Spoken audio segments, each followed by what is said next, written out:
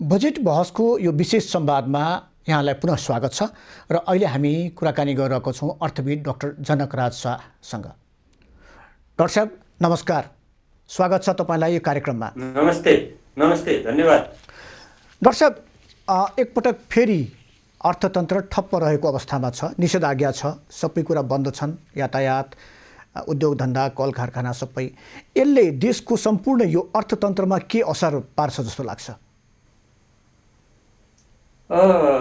निश्चित रूपमा पनि अर्थतन्त्रलाई चलायमान राख्नको लागि हाम्रा सम्पूर्ण नियमित गतिविधिहरू सञ्चालन हुनुपर्ने हुन्छ।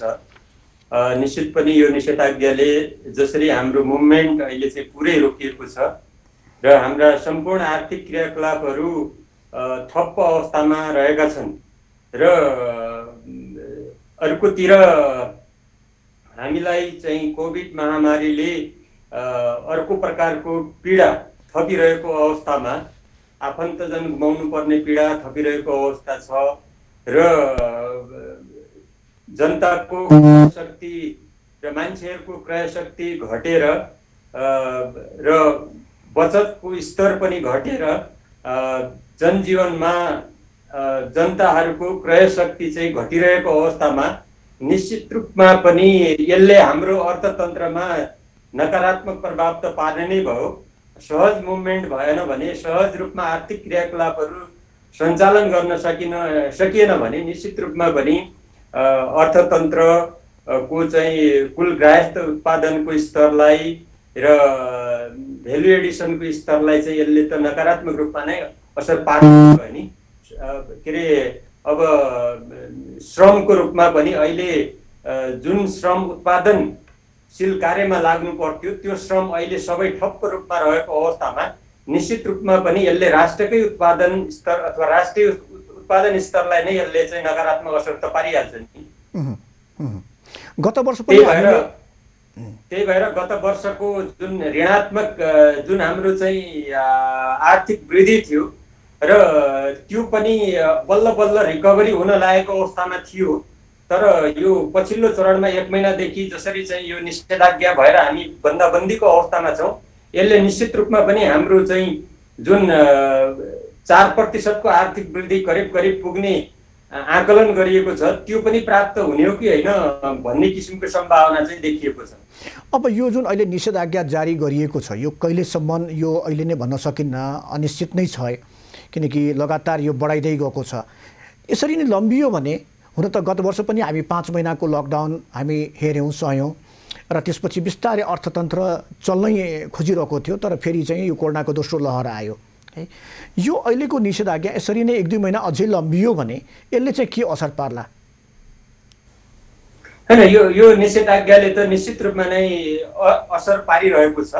अब समग्र उत्पादन सम्बन्धहरू अहिले चाहिँ बन्दाबन्दीको अवस्थामा छन् र जसरी अब अर्थतन्त्रमा आर्थिक क्रियाकलापहरू सञ्चालन हुनु पर्दथ्यो, श्रमिक वर्ग घरमा हात बाँधेर बसिरहेको स्थिति छ र त्यसै गरी धेरै ठुलो सङ्ख्यामा चाहिँ रोजगारी स्तर एउटा टेम्पोररीली पनि रोजगारी स्तर अहिले कम रहेको स्थिति छ, गुमाउनु पर्ने स्थिति रहेको अवस्थामा चाहिँ आर्थिक रूपमा सक्रिय हुनुपर्ने जुन जनशक्ति हो, जुन चाहिँ मान्छे हो, तिनीहरू अहिले चाहिँ निष्क्रिय रूपमा चाहिँ बसिरहेको अवस्थामा चाहिँ निश्चित रूपमा पनि यसले हाम्रा चाहिँ आर्थिक गतिविधिहरूलाई अघि उद्योगी व्यवसायले पनि मैले भनेको सुने थिएँ,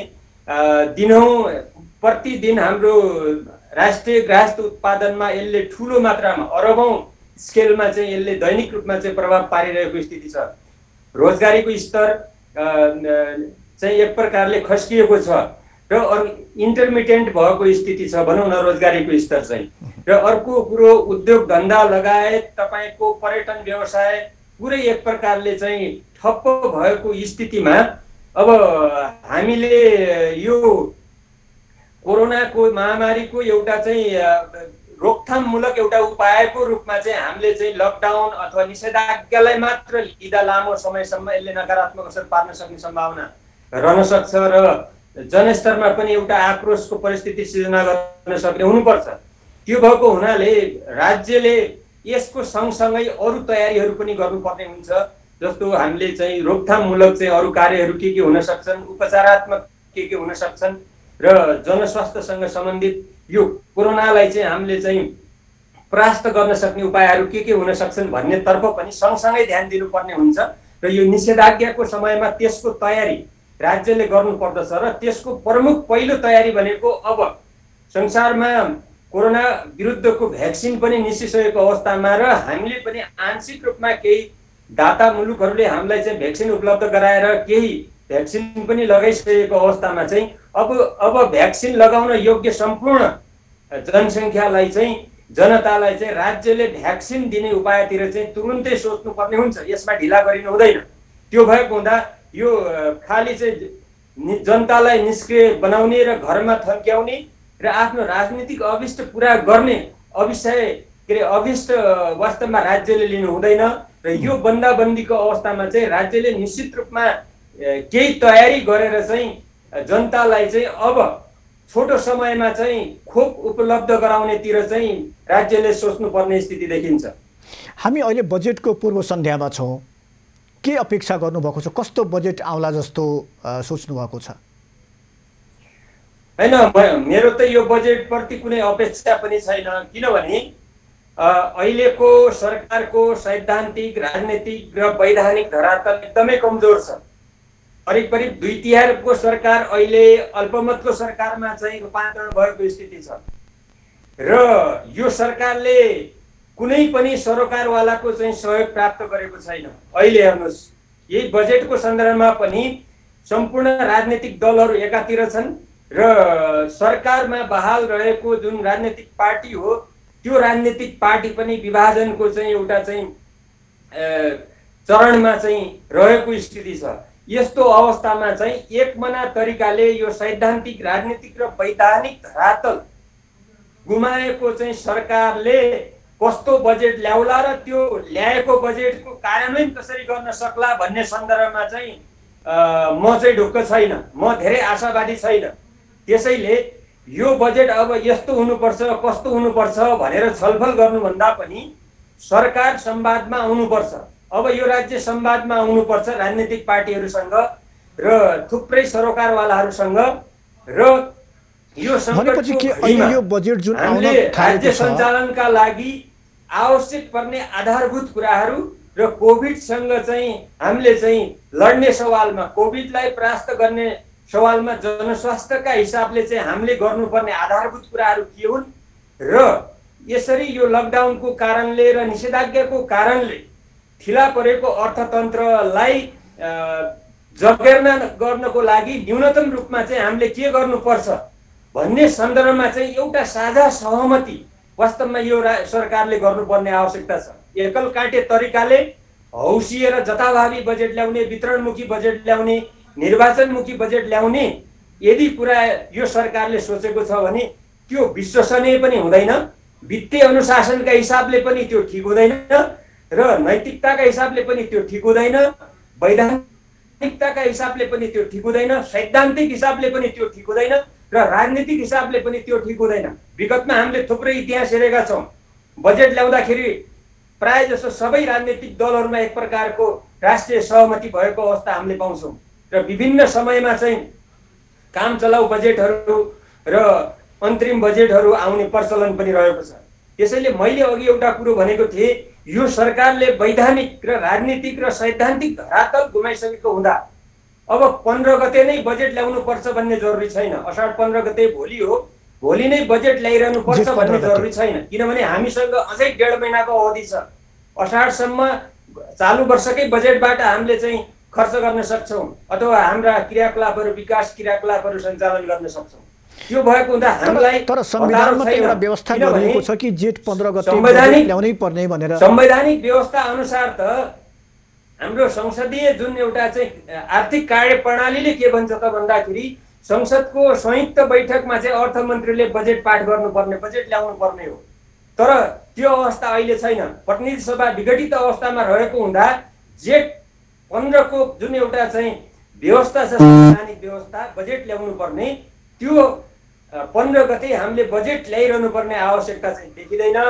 त्यो भएको हुँदा विशेष परिस्थितिमा जसरी संविधानको धारा 114(1) चाहिँ जसरी चाहिँ अध्यादेशबाट चाहिँ काम चलाउन सकिने स्थिति छ विशेष परिस्थितिमा, त्यो अध्यादेशबाट हामीले चाहिँ अलि पछि असाढको अन्ततिर काम चलाउ बजेट अथवा दोस्रो हप्तातिर एउटा सहमतिका आधारमा हामीले चाहिँ काम चलाउ बजेट ल्याउँदा चाहिँ राम्रो हुन्छ भन्ने चाहिँ मेरो सुझाव रहन्छ। त्यसो भए यो हतारो चाहिँ किन भएको होला, यो बजेट ल्याउनै पर्छ भनेर? किनकि सरकार त पूर्ण बजेट ल्याउने सोचमै देखियो। त्यही त, अब सरकारलाई किन हतारो भइरहेको छ? अब यसको पछाडिको अभिष्ट केही हुन सक्छ। एउटा कुरो त अहिलेको सरकारले जुन एउटा पछिल्लो असंवैधानिक कदम चाल्यो र त्यसलाई चाहिँ वास्तवमा सर्वोच्च अदालतमा पनि चुनौती गइसकेको स्थिति छ। 6 महिनाभित्र चुनाव गर्ने एउटा अभिष्ट राखेर सरकारले कदम चालेको थियो, जुन चाहिँ धेरैजसो राजनीतिक दलहरू र प्रायः सबै सरोकारवालाहरूले, धेरैजसो सरोकारवालाहरूले यो असंवैधानिक कदम हो, यसलाई सच्याइनुपर्छ भन्ने चाहिँ रहेको स्थिति छ। यस्तो अवस्थामा चाहिँ अब निर्वाचनलाई केन्द्र बनाएर यदि सरकारले बजेट ल्याउँछ, निर्वाचनमुखी र एउटा पपुलिस्ट प्रकारको जुन कार्यान्वयन हुन नसक्ने, त्यसै पनि सरकारको कार्यान्वयन क्षमता छैन। हामीले खुट्टी हेरिसकेका छौँ। यो 2/3 सरकारका 3वटा बजेटहरूको खुट्टी हामीले हेरिसकेका छौँ। यो कार्यान्वयन गर्न सक्ने क्षमता यो सरकारसँग थिएन र अब झन् कमजोर सरकार भएको बेलामा अब यसले करिब हल्ला सुनिन्छ, 16 खरबको चाहिँ बजेट ल्याउने भन्ने हल्ला सुनिन्छ। त्यो खुट्टी हेरेर पत्याउन सक्ने स्थिति रहँदैन। त्यसैले त्यो जनतालाई भ्रम छर्नको लागि खालि ल यो सरकारले यो पनि ल्यायो त्यो पनि ल्यायो भन्ने कुरा देखाउनको लागि मात्र ल्याउनुको कुनै तुक छैन। त्यो भएको हुनाले यो सैद्धान्तिक र राजनीतिक र संवैधानिक हिसाबले चाहिँ यो सरकारले धरातल गुमाइसकेको स्थितिमा सरकार आफै सहकार्यमा आउनुपर्छ। अब यो देशलाई यस्तो चाहिँ विषम परिस्थितिमा कसरी अगाडि बढाउने, सबै मिलेर अगाडि बढाउँ र अब राज्यका क्रियाकलापहरूलाई अगाडि बढाउँ, त्यसमा न्यून सहमति गरौँ भन्ने हिसाबले चाहिँ यो बजेटमा एक प्रकारको सहमति खोजेर चाहिँ अलि पछि असाढतिर चाहिँ एउटा काम चलाउ बजेट चाहिँ ल्याउनु पर्ने देखिन्छ। तर बजेट त अब आउनै लागेको छ। यदि ल्याउँदै नै हो भने के कुरालाई त्यसमा अलिकति प्राथमिकतामा राख्नुपर्ने? किनकि हामीसँग समस्या अहिले जनस्वास्थ्यको समस्या देखिएको छ, अर्कोतर्फ अर्थतन्त्रको समस्या देखिएको छ। हो, अब बजेट त मैले भने गत वर्ष अथवा चालु वर्षको नीति तथा कार्यक्रममा आधारित भएर कति कार्यक्रमहरू अहिले पनि सञ्चालन छन्। खास गरी यो चालु वर्षको बजेटले पनि अब पहिलो प्राथमिकता भनेको जनस्वास्थ्यलाई नै राखेको स्थिति हो।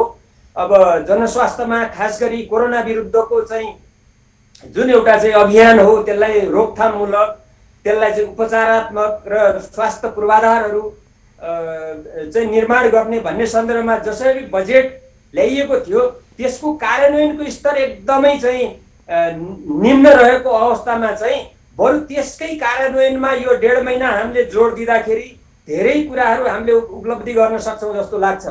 र आगामी वर्षमा हामीले काम चलाउ बजेट ल्याइहालेछौँ भने पनि पहिलो प्राथमिकता भनेको यो चाहिँ कोरोना खोप विरुद्धको चाहिँ एउटा जुन कोरोना विरुद्धको खोप छ त्यसको उपलब्धता सुनिश्चित गर्नुपर्ने हुन्छ। यो 5-6 महिनाभित्र प्रत्येक नेपाली नागरिकले जो खोप लगाउन चाहिँ सक्षम छ, उमेरको हिसाबले, स्वास्थ्यका हिसाबले सक्षम छ, ती नागरिकहरूलाई चाहिँ करिब 2 करोडको हाराहारीमा चाहिँ खोप आवश्यक छ भन्ने गरिन्छ।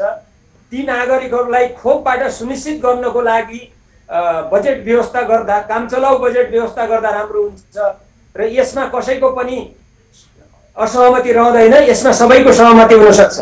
तर यो बजेट फुल फ्लेजेड बजेटको भन्दा पनि काम चलाउ बजेटका हिसाबले चाहिँ आउनुपर्ने हुन्छ, अन्तरिम बजेटका हिसाबले आउनुपर्ने हुन्छ। एउटा खोपको कुरो, अर्को स्वास्थ्य पूर्वाधारको कुरो, स्वास्थ्य पूर्वाधार निर्माणका बारेमा पनि चालु वर्षको बजेटले धेरै कुराहरू उल्लेख गरेको थियो। प्रत्येक प्रदेशमा चाहिँ यो सरुवा रोगसँग सम्बन्धित चाहिँ सुविधायुक्त चाहिँ अस्पताल बनाउने, निश्चित गाउँपालिकाहरूमा चाहिँ 15 बेड शैय्याका चाहिँ अस्पतालहरू बनाउने। यी कता गए त यत्रो महिनासम्म? हैन। यसको कार्यान्वयन सुनिश्चित गर्ने, यसैको कार्यान्वयनलाई जोड दिँदा हुन्छ आगामी वर्षमा पनि।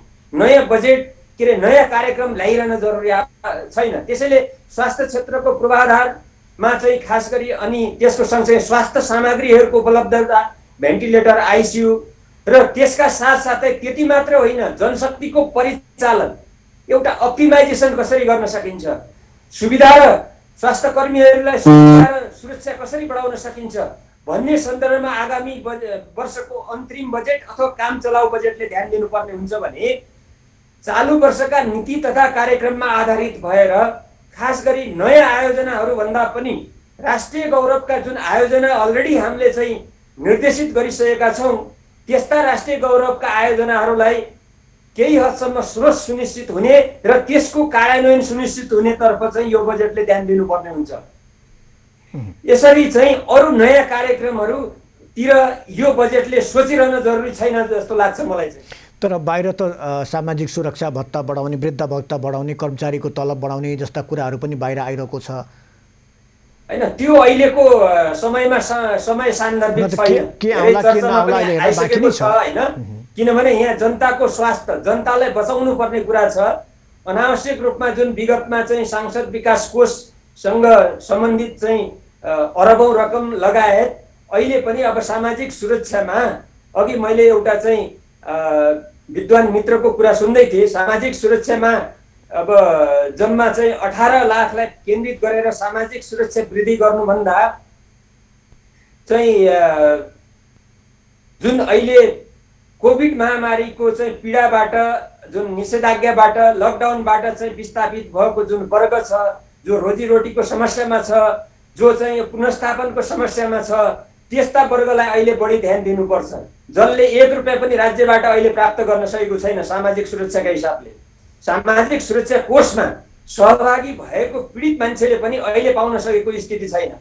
र नेपालमा रहेका चाहिँ करिब अब 30 लाख भन्दा बढी असङ्गठित क्षेत्रका चाहिँ गरिब मान्छेहरूले अथवा गरिब, निरपेक्ष गरिबीको रेखामुनि रहेका मान्छेहरूले कुनै पनि सुविधा राज्यबाट पाउन सकिरहेको छैन अहिले यो कोभिडको प्रकोपमा रहेको बेलामा। हो यस्ता वर्गलाई बरु लक्षित गरेर केही तत्कालीन राहतका कार्यक्रमहरू चाहिँ काम चलाउ बजेटले चाहिँ ल्यायो भने चाहिँ राम्रो हुन्छ।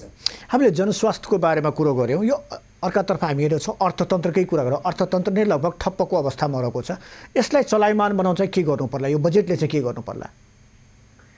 अब अर्थतन्त्रलाई चलायमान गराउनलाई त सिधै अर्थतन्त्रमा केही गर्ने भन्दा पनि पहिलो कुरो मेरो सुझाव के छ त भन्दाखेरि अर्थतन्त्र कति बेला चलायमान हुन्छ त भन्दाखेरि जति बेला चाहिँ हाम्रो निषेधाज्ञाको अवस्थाबाट हामी चाहिँ बाहिर आउँछौँ अथवा लकडाउनको अवस्थाबाट हामी बाहिर आउँछौँ। लकडाउनको अवस्थाबाट बाहिर कति बेला आउँछौँ त भन्दा जति बेला हामीले कोरोनालाई परास्त गर्न सक्छौँ हैन, जति बेला कोरोनालाई हामी परास्त गर्न सक्छौँ। कोरोनालाई कति बेला परास्त गर्न सक्छौँ त भन्दा जति बेला हामी स्वास्थ्य क्षेत्रमा प्रभावकारी लगानी गर्न सक्छौँ। र त्यो स्वास्थ्य क्षेत्रमा प्रभावकारी लगानी भनेको के हो त भन्दाखेरि पहिलो लगानी भनेको खोपमा गरिने लगानी हो। पहिलो प्राथमिकता खोपमा गरिने लगानीमा हामीले गर्यौं, त्यसपछि स्वास्थ्य पूर्वाधार र स्वास्थ्य सामग्रीहरू र त्यसपछि स्वास्थ्य कर्मीहरूको सुविधा र सुरक्षा र स्वास्थ्य कर्मीहरूको परिचालन। खाली हामीले भौतिक पूर्वाधार र स्वास्थ्य सामग्रीको व्यवस्था गरेर मात्र हुँदैन। कतिपय अस्पतालमा हामीले के पनि देखेका छौँ भने स्वास्थ्य सामग्रीहरू छन्, आइसियु भेन्टिलेटरहरू छन्, तर ती आइसियु भेन्टिलेटरलाई चलाउने स्वास्थ्य कर्मीहरू छैन। यस्तो अवस्थामा राज्यले यी सबै कुराको व्यवस्थापन हुने गरिकन देनदेन तत्कालीन अवस्थामा व्यवस्थापन हुनु पर्यो कुरालाई। हो यो कुरालाई ख्याल गर्यौं भने पहिलो इन्टरभेन्सन हामीले जनस्वास्थ्यमा अर्थात् कोरोना विरुद्धको अभियानमा राज्यले के गर्ने भन्ने खोपको उपलब्धतादेखि लिएर अन्य व्यवस्थाका कुराहरूलाई ध्यान दिन सकेको खण्डमा हामी कोभिडलाई परास्त गर्न सक्छौं र हाम्रो दैनिक जीवनलाई चाहिँ हामी चाहिँ के गर्न सक्छौं त भन्दाखेरि नियमित गर्न सक्छौं। दैनिक जीवनलाई नियमित गरिसकेपछि अर्थतन्त्रमा बिस्तारै सुधार आउन सक्ने सम्भावना रहन्छ। तर यतिले मात्र पुग्दैन, यसका साथसाथै तैपनि केही संक्रमणकालीन राहतहरू चाहिँ राज्यले चाहिँ पीडित पक्षहरूलाई दिनुपर्ने हुन्छ। अर्थतन्त्रका विभिन्न पक्षहरू, पीडित पक्षहरू हामी देख्न सक्छौँ।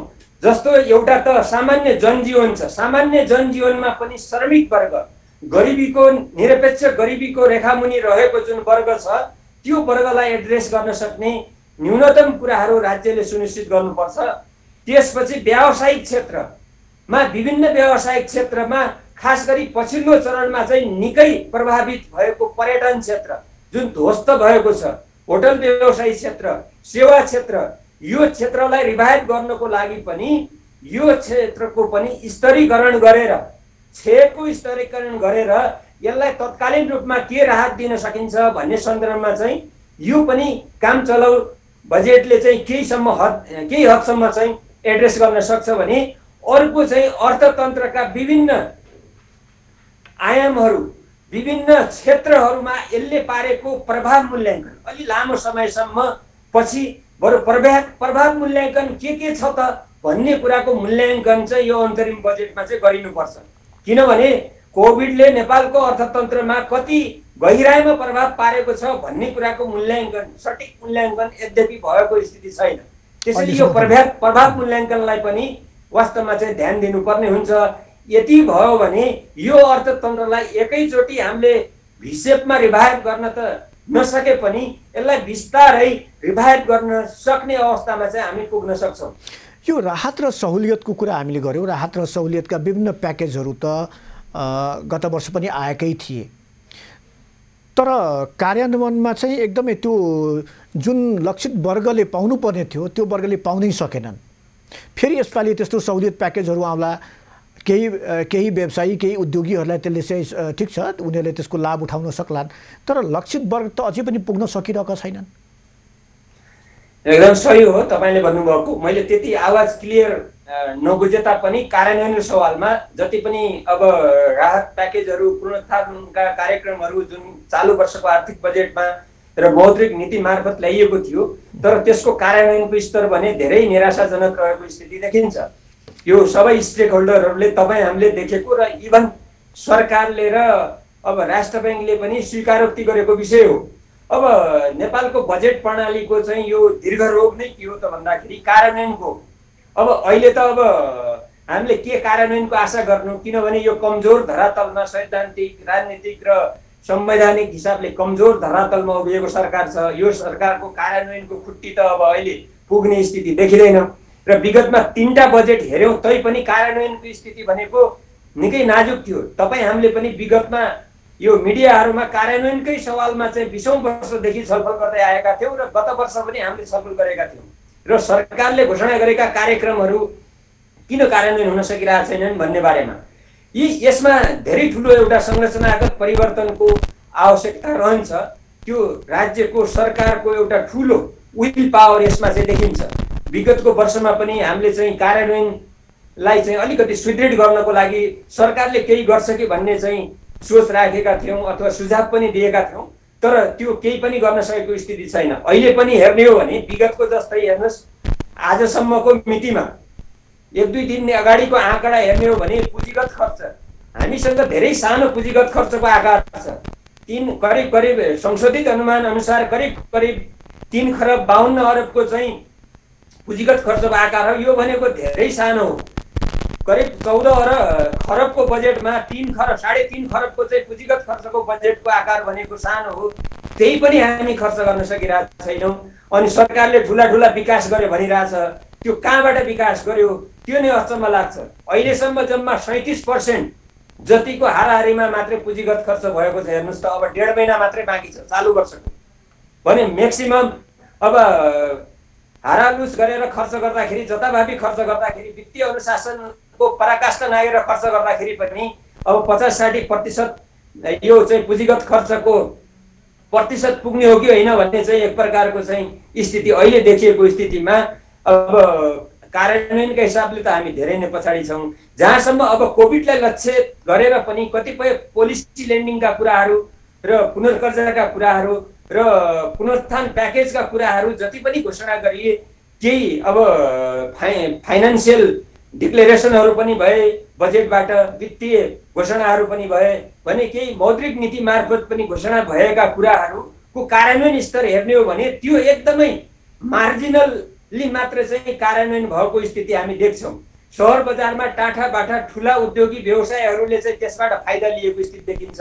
मझौला साना उद्यमी जो वास्तविक पीडामा छन्, जो अब आफ्नो व्यवसाय क्लोजरको स्थितिमा पुगेका स्थितिमा छन्, तिनीहरूले यो पुनर्गर्जाको उपभोग पनि गर्न सकिरहेका छैनन्। र पोलिसी ल्यान्डिङको जुन कुरो छ, पोलिसी ल्यान्डिङ भनेको राज्यले प्रदान गरिने सुविधात्मक जुन कर्जाहरू हो त्यसको उपयोग पनि गर्न सकिरहेको स्थिति छैन। यस्तो अवस्थामा चाहिँ अब अहिलेको कमजोर सरकारले कमजोर धरातलमा ल्याएको काम चलाउ बजेटले चाहिँ त्यसको कार्यान्वयन धेरै गर्न सक्ला भनेर हामी आशावादी त छैनौँ। तैपनि अब यसमा तपाईँ हामी सबै सरकारवालाहरूले र पीडित पक्षहरूले वास्तवमा राज्यलाई चाहिँ दबाब दिनुपर्ने आवश्यकता चाहिँ रहन्छ। एउटा अहिलेको अवस्था हेऱ्यो भने बिस्तारै जनताको जुन क्रय क्षमता भनौँ, त्यो क्रय क्षमता पनि एकदमै कमजोर भइसक्यो। हामी उद्योग व्यवसायीहरूको कुरा गऱ्यौँ, यो आम नागरिकको जुन क्रय क्षमता जुन कि अर्थतन्त्रको एउटा महत्त्वपूर्ण हिस्सा हो, त्यो पनि त्यसलाई फेरि कसरी बढाउने, त्यसको लागि चाहिँ के व्यवस्था गर्नुपर्ने हुन्छ? अब यो क्रय शक्ति बढाउनलाई त एउटा कुरो त हाम्रो जुन एउटा उत्पादन र सप्लाई चेन हो त्यो चाहिँ नर्मल हुनु पर्यो अर्थतन्त्रमा, हैन? र जुन उत्पादनको स्तर र हाम्रो आम्दानीको स्तर र इन्फ्लेसनको स्तरको बीचमा एक प्रकारको मुद्रास्फीतिको स्तरको बीचमा चाहिँ एउटा चाहिँ समायोजन हुनुपर्ने हुन्छ र बचतको स्तर पनि हाम्रो चाहिँ उच्च हुनुपर्छ, हैन? पर्चेजिङ पावर बढ्नको लागि।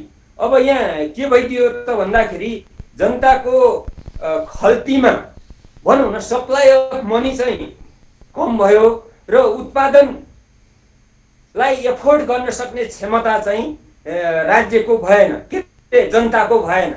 जस्तै भनौँ न अहिले पछिल्लो चरणमा धेरै हाम्रो कन्स्ट्रक्सन मेटेरियलको सवालमा, उपभोग्य सामग्रीको सवालमा चाहिँ बिक्री हुन नसकेर चाहिँ डम्पिङ हुनुपर्ने स्थिति पनि केही समय आएको स्थिति थियो, हैन?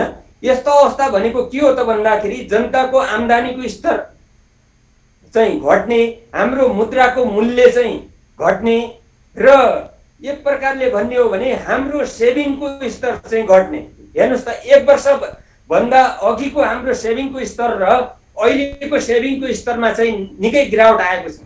अहिले हाम्रो जनताको सेभिङ 100 रुपियाँ यदि कसैले कमाउँछ भने त्यसले 6-7 रुपियाँ मात्रै बचत गर्न सक्ने स्थिति देखिएको छ, हैन? यस्तो प्रकारको अवस्थामा र अर्को कुरो कमाएको जति पनि कुरालाई अब राज्यले बढी करको रूपमा फेरि फिर्ता लिने स्थिति पनि देखिएको छ।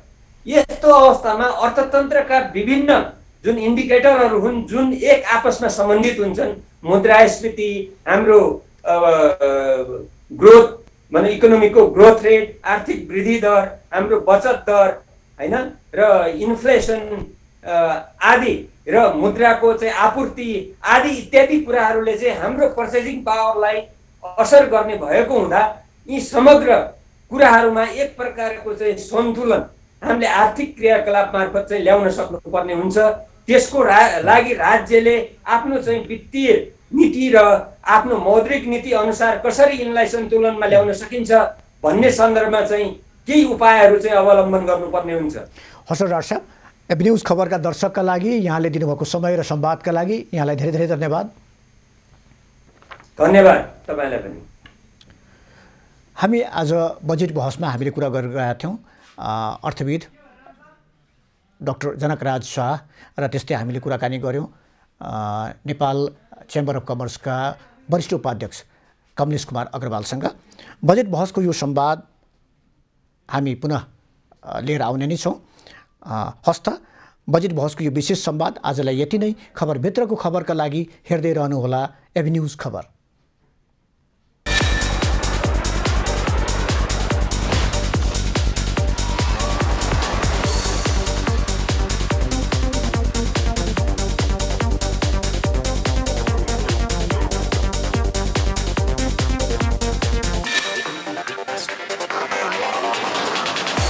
अबको प्रश्न।